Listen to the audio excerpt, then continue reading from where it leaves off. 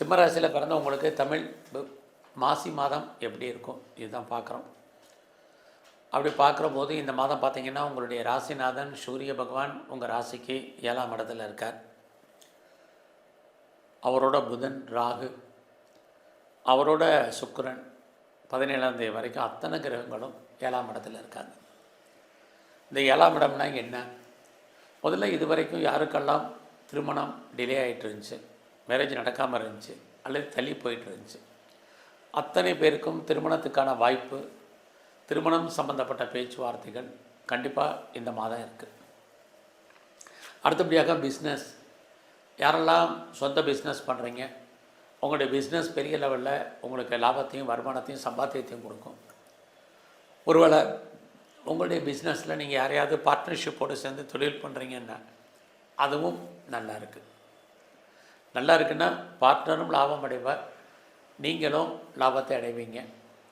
பெரிய லெவலில் நான் ஒரு தொழில் முனைவராக இருக்கேன், அதாவது ஒரு இண்டஸ்ட்ரியலிஸ்ட்டாக வரணும் அல்லது இண்டஸ்ட்ரியலிஸ்ட்டாக நான் இருக்கிறேன் அப்படிங்கிறவங்களுக்கும் இந்த மாதம் 17ஆம் தேதி வரைக்கும் பரவாயில்ல. ஆக இந்த மாதம் உங்களுடைய பிஸ்னஸ் பெரிய லெவலில் 17ஆம் தேதிக்குள்ளே நல்லா ரீச் ஆகிறதுக்கு வாய்ப்புகள், சந்தர்ப்பங்கள் இருக்குது. அது மட்டும் இல்லை, உங்களுடைய மேரிட்டல் லைஃப், மன வாழ்க்கை இந்த மாதம் ஓரளவுக்கு மகிழ்ச்சிகரமாக சந்தோஷகரமாக இருக்கும். யாரெல்லாம் செப்பரேஷனில் பிரிஞ்சு இருக்கீங்களோ நீங்கள் எல்லாம் ஒன்று சேர்வதற்கான வாய்ப்புகள் உண்டு.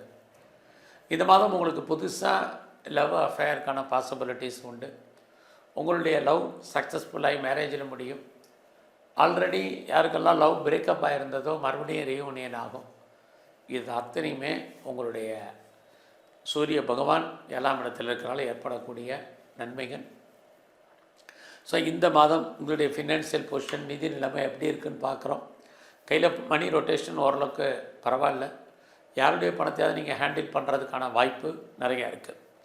இந்த மாதம் நீங்கள் ஏதாவது முயற்சி பண்ணாலும் அந்த காரியங்கள் சக்ஸஸ்ஃபுல் ஆகுமான்னா மாசி 17ஆம் தேதி வரைக்கும் ஓரளவுக்கு காரியங்கள் நடக்கும். அதுக்கப்புறம் நிறைய ஸ்ட்ரகிள், பிரச்சனை, போராட்டங்கள் இருக்குது.